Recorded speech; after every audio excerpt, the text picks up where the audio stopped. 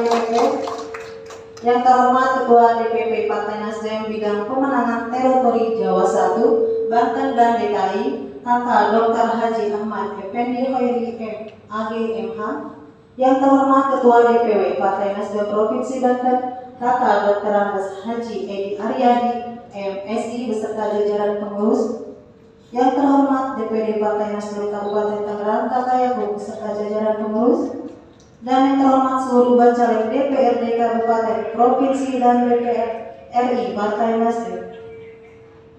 Puji dan rasa syukur marilah kita panjatkan kehadirat Allah Subhanahu wa Ta'ala, Tuhan yang Maha Esa, atas nikmat sehat kepada kita semua, sehingga pada hari ini kita dapat menghadiri rapat konsolidasi bakal calon anggota legislatif pemilu tahun 2024 DPD Partai Nasdem Kabupaten Tangerang.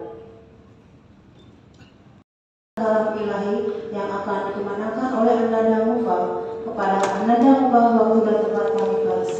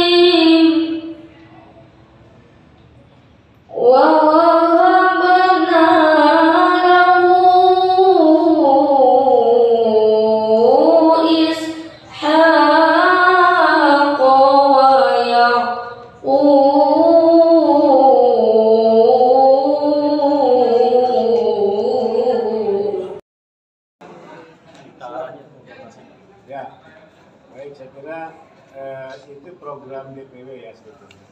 Program DPW dan ini putaran sudah keempat. Ya sudah Lebak, kemudian Pandeglang, Serang, dan ini keempat. Kalau akan di 8 kabupaten kota. Jadi nanti masih ada tersisa 3. Ya, Cirebon, Tangsel, kemudian kota. Ya, Serang kabupaten.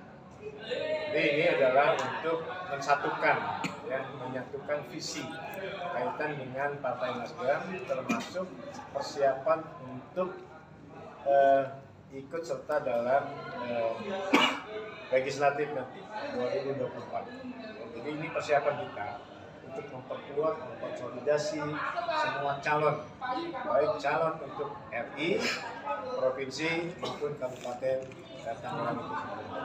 Jadi kami kumpulkan semuanya bacalek-bacalek itu hari ini mendapat pengarahan pendalaman dari DPP, dari DPP juga Kakak Wicoy selaku ketua tim pemenangan wilayah 1 Banten dan DKI.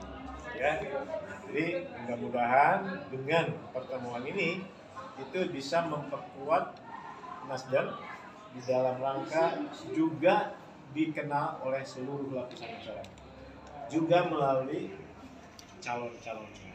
Ya, seperti itu. Saya kira ya. Kesiapan konsolidasi ini berapa lama? Hari ini cuma sehari, tapi untuk kabupaten kota itu 8 kabupaten kota. Ini udah kabupaten keempat, jadi nanti 4 lagi. Ya. Partai di sini juga ya? Enggak. Iyalah, masa Cilegon di Tangerang. Jadi kakak-kakak atau saudara-saudara wartawan, dalam pemilu yang ketiga bagi Nasdem kan sudah mengikuti 2 kali pemilu. Pemilu yang pertama hasilnya lumayan. Pemilu yang kedua lebih lumayan lagi, 59 kursi untuk DPR. Partai itu disebut menang apabila kursi RI memang mayoritas. Nah, untuk pemilu yang ketiga bagi Nasdem harus lebih siap ketimbang pemilu pertama, pemilu kedua, pemilu ketiga ini harus lebih siap. Untuk mempersiapkan itu, maka kita menginstruksikan kepada seluruh DPW, seluruh DPD untuk melakukan konsolidasi secara masif, secara masif, konsolidasi organisasinya, konsolidasi bacaleknya, konsolidasi pengurusnya, itu harus dilakukan secara masif.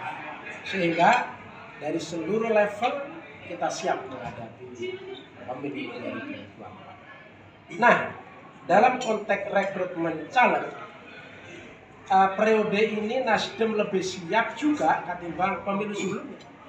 Ini yang daftar-daftar ini sebetulnya belum semua belum semua melakukan pengumuman secara terbuka. Tapi mereka hadir ke Nasdem, mungkin Nasdem sekarang lebih menarik. Jadi daya tarik Nasdem sekarang mungkin lebih ketimbang dua pemilu sebelumnya. Nah, dengan realitas yang seperti ini kami optimis Nasdem suaranya akan meningkat. Di Banten yang RI-nya belum ada, insya Allah dengan caleg-caleg yang ada ini, baik dapil 1 RI Banten, dapil 2 Banten, dapil 3 ini, insya Allah kita dapat kursi. Semua akan bisa. Termasuk provinsi. Dari 10 dapil, saya dapat laporan dari ketua, dari Sekbid, setiap dapil caleg-calegnya berbeda dengan periode. Kita optimis.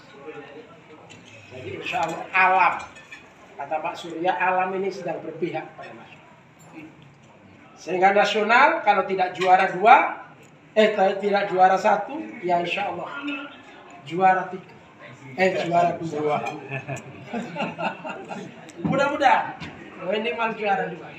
Kalau nggak bisa sih.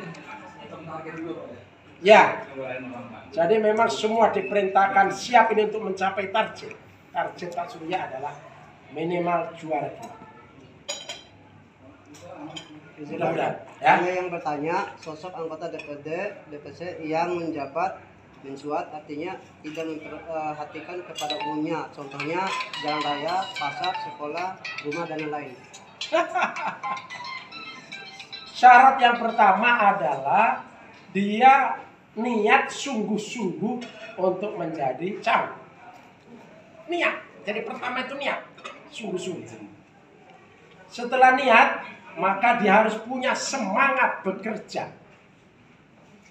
Memobilisasi dirinya untuk ketemu rakyat, meyakinkan rakyat bahwa Nasdem terbaik, bahwa dirinya terbaik.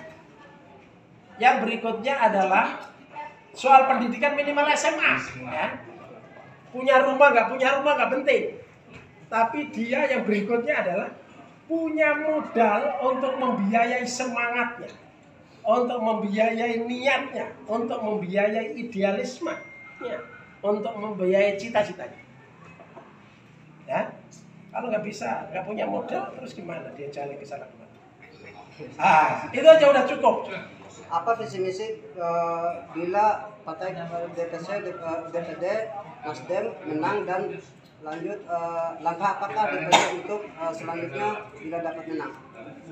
Kok tanyaannya ngerpek dari mana bisa? Jadi Nasdem siapapun nanti yang terpilih RI, provinsi, kabupaten harus membawa semangat gerakan perubahan, restorasi Indonesia. Contohnya apa, Pak? Contohnya Tadi misalnya saya jelaskan di situ. Jadi Indonesia, Banten, kabupaten, kota, ya di mana dia menjadi DPR, maka Indonesia yang rusak harus diperbaiki. Ekonomi rusak diperbaiki. Apa pendidikan rusak pokoknya seluruh aspek kehidupan yang rusak harus diperbaiki. Kemudian nilai-nilai yang hilang, kita ini punya kekayaan yang luar biasa di Republik ini. Warisan nenek moyang kita luar biasa, banyak yang hilang. Itu harus kita kembalikan. Itu harus kita tampilkan lagi, kita hidupkan kembali. Dengan biaya dan kebijakan negara, kebijakan provinsi, kebijakan kabupaten. Hal-hal yang tidak proporsional, yang tidak pada tempatnya, yang kacau balau harus diluruskan, harus didisiplinkan, harus dinormalkan. Rakyat yang longlai, yang tidak semangat, yang tidak punya masa depan harus dibangkitkan supaya rakyat semangat menatap masa depan.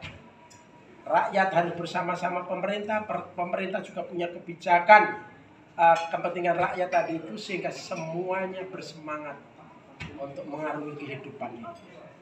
Optimis melihat ke depan dan Indonesia harus lebih maju dari hari ini. Saya kira itu. Ya, cukup. Ya Pak, terima kasih Pak. Ya.